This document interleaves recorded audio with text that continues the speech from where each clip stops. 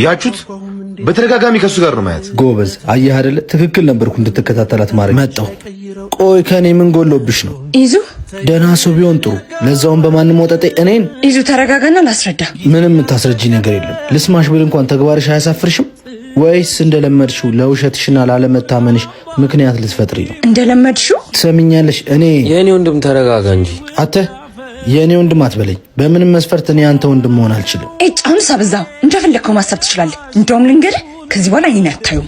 ጭራሽ ካንቺን ብሶ ማን እንደሚጎዳ እናያለና። አንተ ኧረ እባክህ ተረጋጋ። እኔ እኮ ወንድሟ ነኝ። ምን ሆነህ ነው? ምን እንደምትወዳት አውቃለሁ። በሆነው ባልሆነው መጠርጠርና መቅናት ግን እሷን ያሳጣል እንጂ አይጠቅምህም። ይቅርታ እሺ። ይዙ አገኛታ እንደነገርኩ ነው አይደል? ልቀቀኝ። እኔ እናንተ በኋላ እናወራለን።